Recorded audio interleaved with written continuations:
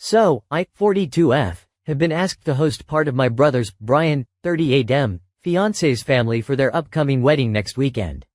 We'll call the fiancée, Diane, she's 39F. They've been together almost 5 years. First of all, my brother isn't the sharpest tool in the shed.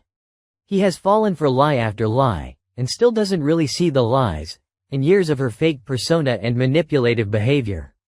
For example, she lied that she couldn't get pregnant in the beginning. Literally said her uterus has been removed. Then why are you having a period, psycho? They now have a 4-year-old and a 2-year-old. Still, these were miracle pregnancies. She told him they were ectopic tube pregnancies. Apparently my bro cannot use Google, nor does he believe countless family and friends who told him this was impossible to give birth from an ectopic pregnancy. He works a lot and never was able to get to an OB appointment, and even if he did, he likely wouldn't have asked the doc. In the end, he said he loves her and it doesn't matter. Okay dude, fine, we'll be happy for you and our new nephews. Needless to say, I am, and much of our family, are not fond of Diane. She is a user of the highest order, disposing of people like Kleenex once their usefulness has expired. I've watched her manipulate my parents, my bro, my sister, her own friends and family. It's just been gross when I've had to deal with her at family holiday events, weddings, funerals. Just ew. Now, they are finally getting married next weekend. They've been planning this for about 6 months as she is a huge Halloween fanatic, but doesn't want to share her anniversary with Halloween Day. It's not a huge event, about 50 people, mostly our family and some of hers. Her brother, his wife, and 4 kids cannot afford a hotel. This is something Diane has known about for months, but just asked me last night if they could stay with us since I have the biggest house. This is an unreasonable, and undesirable, situation for me for a multitude of reasons.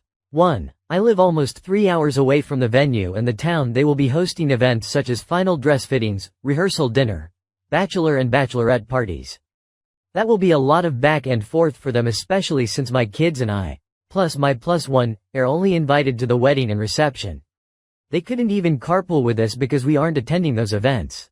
2. Kids under 13 are not invited to the wedding or reception, assuming all the adults, and my teens, will be at the wedding. Who's going to watch their kids? 1, 4, 5, and 9, and where will they go during the festivities? My kids are attending their uncle's wedding. We're going to support my brother and see our other family members.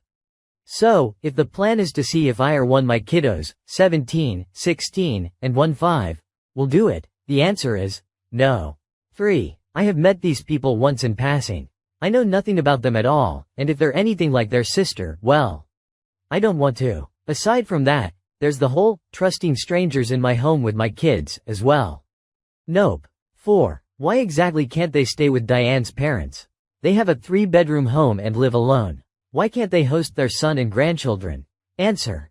He and his dad don't get along, and since her dad is the only decent person in her family that I have met and liked, that's a red flag for me.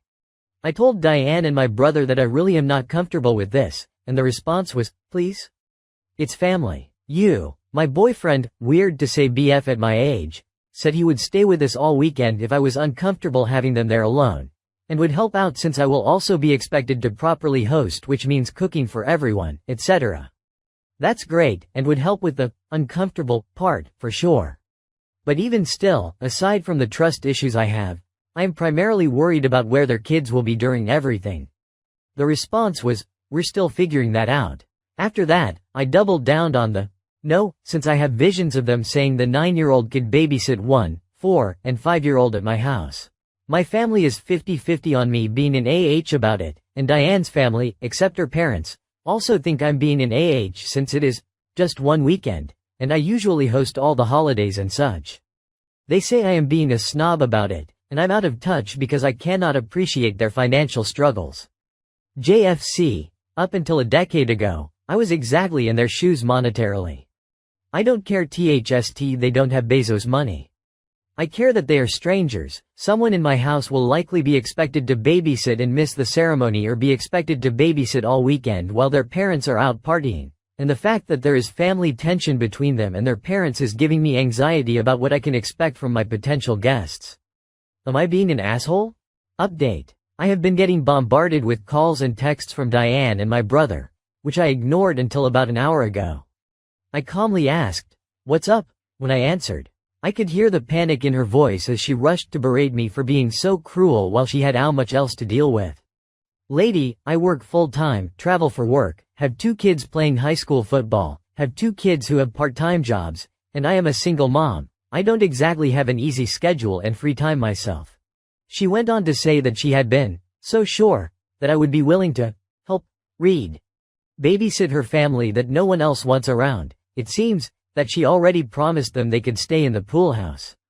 Let's be clear, the pool house has a bathroom, a large living area, and a tiny kitchenette. It's barely the size of a primary bedroom, let alone big enough for 6 people. It's not some extravagant space. I told her, "Sorry, but that's not my problem. You should have asked first. I also have the kids and I booked at the XYZ hotel because I plan to drink at the wedding and I'm not driving home after that." "How did you plan to get them to my house anyway? Are they renting a car? Who's babysitting? Why can't your parents take the kids if the issue is with your brother? Why would he bring them if he couldn't afford it anyway? This is something seriously poor planning."